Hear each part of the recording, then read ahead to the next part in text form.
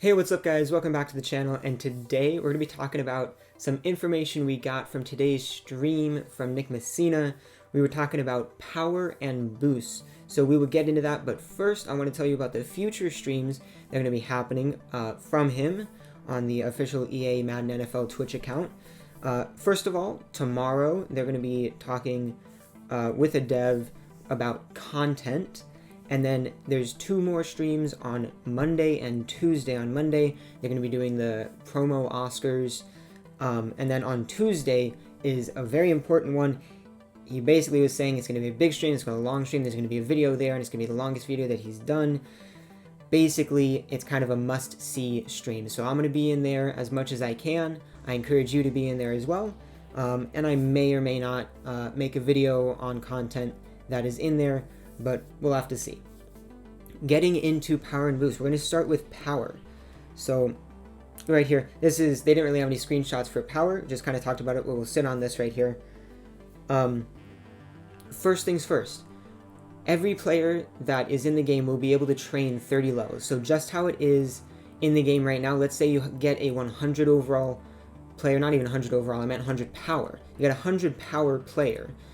You can then use training points to train that player up 30 times, which will increase their power by 30. So if they start at 100, they can go up to 130. That's going to be the exact same thing in MM21. Now, however, it is going to be easier to gain training points. So, when you play like a live event or you play certain modes, you gain training points, your players all gain training points without you actually having to spend the currency. You're going to be able to do that more quickly. You're going to gain those training points faster in MM21. They did talk about the specific power that certain players are going to have. So they said that the core players, the base players that you have initially in the game, are going to have 10 to 20 starting power. Program players are going to have 30 to 40 power, so a bit more there. And then masters that you get from those promos and programs and whatnot are going to have 80 starting power. And a big reason for why they did that is that with this year's game, they felt that a lot of masters weren't super relevant.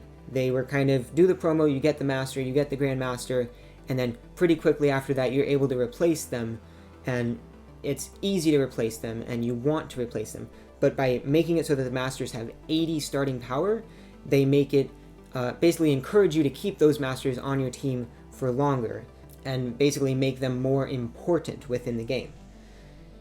Now, that was pretty much everything for power. Interesting stuff there.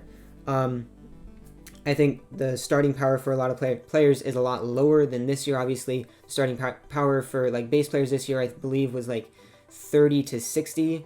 But this year it's 10 to 20, and 80 power for masters. We'll see how that goes. The next thing to talk about, though, is boosts, and there's two sections here.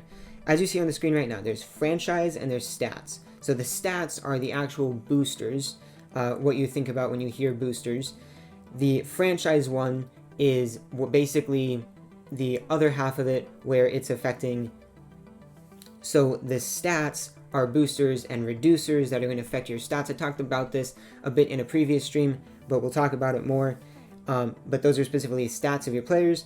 The franchise half of it is going to affect kind of the currencies and stuff like that you get within the game. So with those, we'll go over here. Here's just a quick screenshot of that. What's the next one we have? Okay, we'll ignore that for now. We'll just look at this screen. Basically, it's going to be the same as this year. So there's going to be different sections. For example, Madden Today. You're able to have a booster that will boost the number of coins that you get from Madden Today live events. That's just like we have it in the game this year, and it's going to be the same thing next year, but they're streamlining it a bit, making it a bit more simple to understand, and just look at something and see exactly what it does. Big thing that he talked about was kind of a tiered upgrade format, and making it clear, making it concise, making it so you can just look at it and know exactly what it does.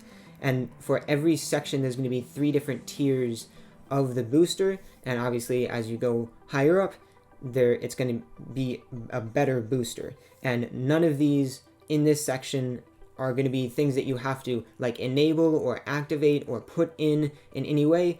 You upgrade them, you unlock them, they are always active. And one last thing to mention is that you are using briefcases, as you see here, to upgrade those items in kind of what's going to be the front office for next year.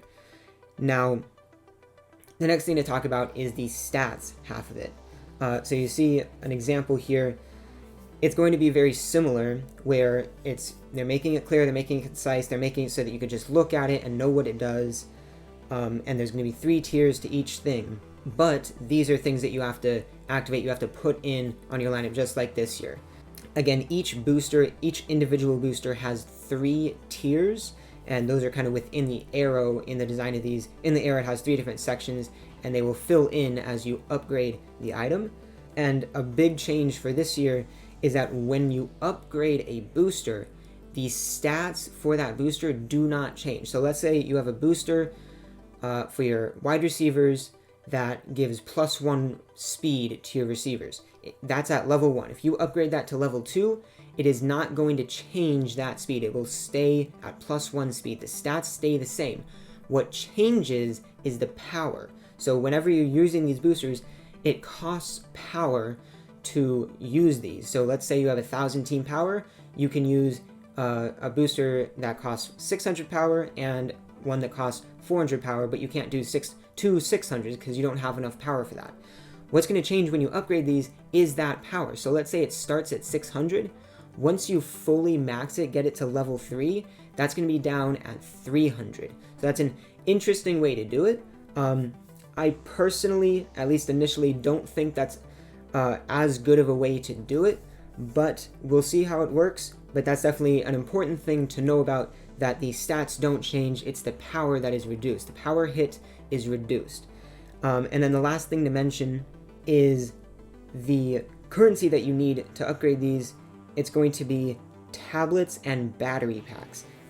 Those were mentioned in a previous video of mine, but tablets and battery packs are what you are going to need to upgrade these boosters. Now, that is pretty much everything that they talked about with power and boosters. I do want to again remind you, there's going to be another stream tomorrow on Friday, talking with a dev about content in the game for next year, and then 2 more streams on Monday and Tuesday. Monday being the promo Oscars, or the prom Oscars, whatever you want to call it. I think there should be another O in there. And then Tuesday is that big stream. I don't know exactly what's going to be going on, but there is going to be a video that he's got, going to be doing a lot of things. It's going to be a big stream, long stream, all of that. So I do encourage you to be in there for that. But for this video, that's going to be it. Thank you so much for watching. Stay safe as always, and I'll see you next time.